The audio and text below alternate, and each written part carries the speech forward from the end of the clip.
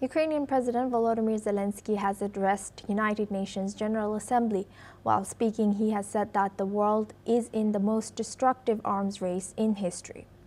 He further warned that Russian drones are flying across Europe and says that President Putin wants to expand the war.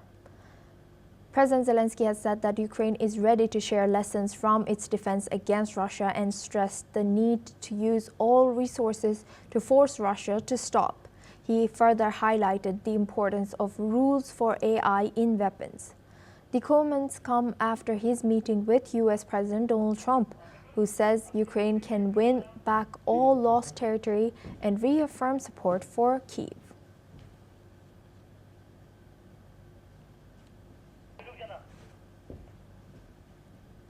Now for this discussion, we are joined by Adrian Calamel. He's a terrorism scholar, joins us live from New York. Thank you very much, Adrian, for joining us. Good to see you. Now, what's your reaction for this President Zelensky's, how he emphasized the need for powerful nations to work together to stop the war? And how does Ukraine view the role of what it can share with other nations to update or to empower their warfare?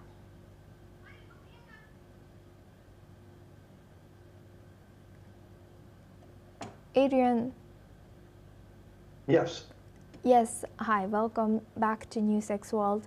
I was asking what did you think about President Zelenskyy? How he emphasized the need for powerful nations to work together to stop the war, and what did you think about how he called for other nations to develop more powerful warfare weapons, particularly drones, and to counter Russia? Well, thank you for having me, Asuma, and good to be here. I think with Zelensky's speech, I think he's also he's basically reading the room now. He sees that he's always known what Russia and Putin's intent were. It was just certain people within the Trump administration thought that Putin would be a person that they could deal with. Now it seems as though the mask has finally come off and people are starting to come to the fact that Putin doesn't want peace. He wants war. He wants as much as he can take.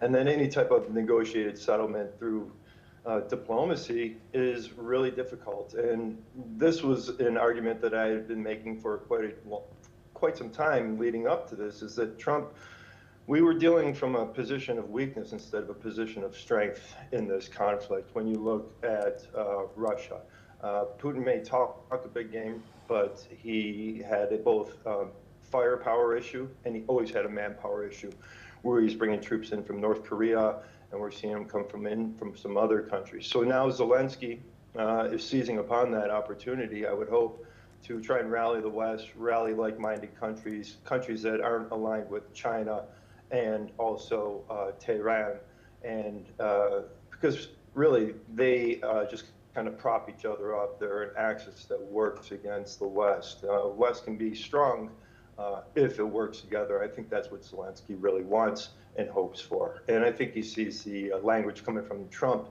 turning, which is really putting some wind into his sails, if you want to say it. And what did you think about Zelenskyy mentioning that Ukraine is helping Moldova and other countries in Europe counter Russian actions and are akin to what Iran did to Lebanon?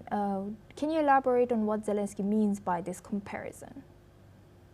Well, he's exactly right. So what Russia's trying to do is destabilize around the margins as well, and destabilize these other countries so that they become failed states and that they can come in, or close to failed states, and then fill that vacuum. That's what the plan is in Eastern Europe, it would appear. Putin originally was doing this kind of baloney slicing of different parts of Europe.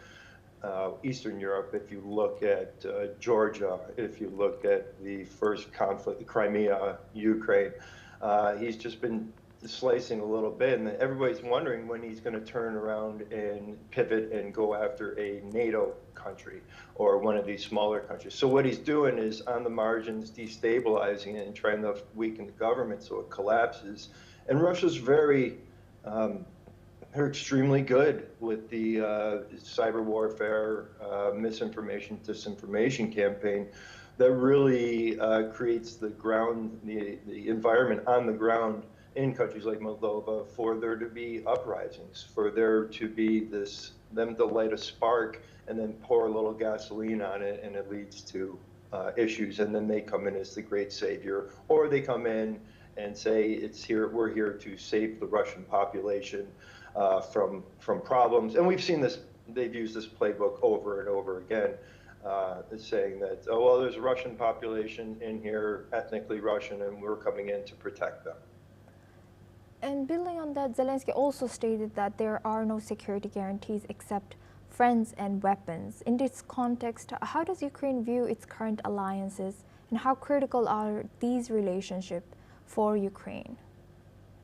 Yeah, well, the alliances are important, and he does need, strategic guarantees that he'll be, that he will be able to defend his country. The Ukraine will be able to defend itself initially by help from other countries, and then hopefully be able to stand on its own. I don't know if it'll ever get to that. We have to look at Russia and the absolute size of that, because Russia is much bigger than Ukraine, and it does have more resources and can fuel its war machine. But what Zelenskyy is looking at is the fact that it was off the table before. I don't think it's on the table now, but NATO membership. That provides a level of security guarantees.